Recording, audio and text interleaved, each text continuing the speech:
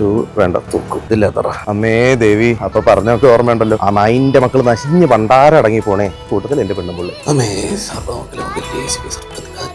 എടാ മനുടാ, എടേ താൻ വലിയ കമ്മ്യൂണിസ്റ്റ് ആയിരുന്നല്ലേ, എന്നിട്ട് എന്താ അമ്പലത്തിൽ? ഒന്ന് പോടാ. ഞാനാ അമ്പലത്തില? ഞാനൊരു കമ്പനിക്കാരനോട് കാണാൻ വന്നു. ഓ എടാ, ഇതൊക്കെ മനുഷ്യനുണ്ടാക്കിയതന്നല്ലേ. ഇതും ഏതായാലും വരാനായിരം സെറ്റപ്പ് തുടങ്ങിയതായിരിക്കും. എടാ നീ അതിനകത്ത് കയറിയിട്ടുണ്ടോ? ആ വിഗ്രഹം കണ്ടിട്ടുണ്ടോ? ചൈതന്യം തുളുമ്പും. എടാ, ഈ പ്രാർത്ഥിച്ചില്ലെങ്കിൽ നടക്കുന്ന കാര്യങ്ങൾ പ്രാർത്ഥിച്ചാലും നടക്കും. എന്നിട്ട് നടന്നു കഴിഞ്ഞാൽ പറയും പ്രാർത്ഥിച്ചിട്ടാ. അതാണ് ഇതിന്റെ ഒരു ലോജിക്ക്. ഏടാ ഇത് കണ്ട ഞഞ്ഞാമ്പലങ്ങൾ പോലൊന്നും അല്ല. ഡെയിലി എന്തോരം പൂജകളാണ് ഇവിടെ നടക്കുന്നത്. പോരാത്തതിന് നല്ല റിച്ച് കെയറിങ് കൊടുത്താൽ ഭഗവാനെ ഇവിടെ ട്രീറ്റ് ചെയ്യുന്നത്. അതിൻ്റെതായ ഒരു കമ്മിറ്റ്മെന്റ് ഭഗവാനും കാണും. ഏത്? എടാ, ഞാൻ ഇന്നവരെ ഒരു അമ്പലത്തിൽ പോകണം നീ കണ്ടിട്ടുണ്ടോ? എന്നിട്ട് എനിക്ക് എന്തോ ഒരു കുറവ്. അതിന്റെ കല്യാണം കഴിഞ്ഞാടി നോക്കുന്നുണ്ട്. എന്തായാലും എനിക്ക് നല്ല വിശ്വാസമാണ്. അത്ര വിശ്വാസമാണെങ്കിൽ നിനക്ക് എന്റെ കുടുംബക്ഷേത്രത്തിൽ തന്നെ പോയി തൊഴുതാൽ പോരെ? എത്ര ദൂരം വരണം? എടാ അവിടുത്തെ അനുഗ്രഹം കുറച്ച് പോസ്റ്റാണ്. അനുഗ്രഹത്തിന് പോസ്റ്റാ?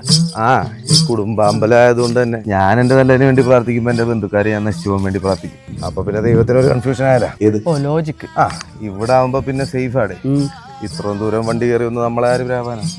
എടാ, ഈ ദൈവവിശ്വാസം എന്ന് പറയുന്നത് കോപ്പയാണ്. കൊതി, പേടി. എടാ, നീ ആഗ്രഹിച്ച് നടക്കണമെന്നുള്ളത് കൊതി, ഇനി നിന്റെ കുടുംബക്കാരെ നിനക്കെതിരെ പ്രാർത്ഥിക്കും എന്നുള്ളത് പേടി. ഏത് ചേച്ചി? How much? ആ, ശ്രീരാജരാജേശ്വരി ദേവി ക്ഷേത്രം മനു തൃക്കേട്ട എന്നിട്ടാണല്ലോ പൂജ. എടാ കോപ്പേ